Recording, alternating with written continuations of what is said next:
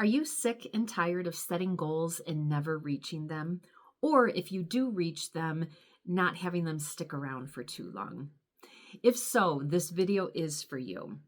What I want to share with you today are a couple of deeper concepts that take a goal from being something that you check off on a piece of paper to something that you actually embody. Because when you do that, then that is when you not only reach your goals, but you sustain those goals. All right. So before I get into the guts of it, if we haven't had the pleasure of meeting yet, I'm Connie Jo Holmes, and I'm the founder of Confidence with Connie, as well as Be You to Be Full Hypnosis and Coaching. So I know this topic very, very well because not only have I applied everything that I'm sharing with you today in my own life, these are all things that I share with my clients every single day. And those clients who take these concepts and do these things, they too are successful in reaching their goals and sustaining their goals. And so I want to share all of that with you. So my first thing is, a lot of times when we think about a goal, it's something that we want to reach. Because otherwise, why would it be a goal? It's something we want to reach, and that's beautiful. But yet, where and when you can tie your goal into a personal value of yours, that can be the game changer. So just remember this phrase. A goal is something that you want to reach, but a value is something you want to be. So let's use weight as an example. So let's say you want to lose 50 pounds. So my goal is I want to lose 50 pounds. That is something I want to achieve. And that's great. But now if I can connect it into, but this is what I want to be, or this is what I want to become. So for me, losing 50 pounds, well, I'm going to be more adventurous. I might be stronger, more flexible, have more energy, all of those types of things. And with those qualities and characteristics, then I am going to be something who might be more of an outdoor person or adventurous or whatever it might be. And so hopefully you can feel that difference, because the goal is losing those 50 pounds, but yet that value, who it is I want to become, that is that adventurous person. So it basically takes a goal and just gives it more life. And so that's what we want to do, because otherwise we can tend to look at, oh, it's a goal. It's a goal I want to reach. Okay, great. But then what? So let's think about this with business. Let's say you have a goal that you want to have, 100,000 likes on a video. Okay, that's great. But then what? What happens after that? Because when we think in those regards, when we think past the goal, past reaching that goal, that is what not only does it help us really, really look further and further behind, or beyond, I should say, but it also allows it to be that much bigger. So I used to have a boss. It kind of made me crazy at the time, but upon reflection, I like it now. And it was always like, she always asked, so what? What? So what? Now what? That's what she used to say. What? So what? Now what? And so think about that with your goals. So your goal is what? And then so what? 100,000 views on this video. Okay, so what?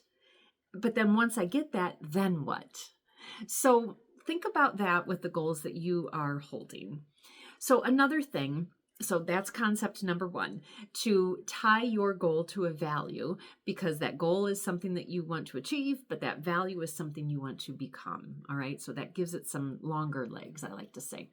But then the second part of it is to think about maybe in terms of standards. Sometimes people, sometimes connect values and standards together. So for myself, so I put on probably about 5 to 10 pounds over the holidays, and I want this off. And so, yes, that's my goal. My goal is to take, I'll just say, an extra 10 pounds off of me. But I'm already thinking about tying that into my value. One, I work with people all the time about mindset and changing patterns and changing habits. So right there is the value of walking my walk, talking my talk, and admitting, even though I know this stuff, I still put on 5 to 10 pounds around the holidays.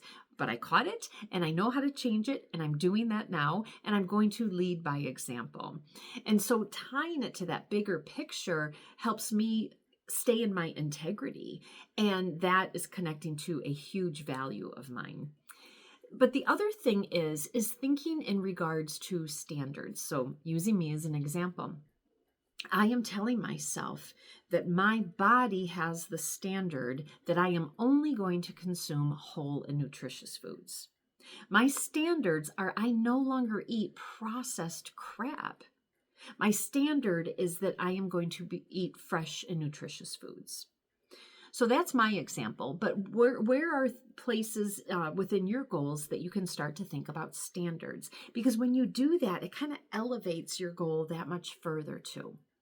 And the point of all of this, because these are concepts that I'm introducing, okay, concepts and language, because sometimes when we have language around something, it makes it stick a little bit more, and it's something like, it almost becomes a little bit more tangible, if that makes sense.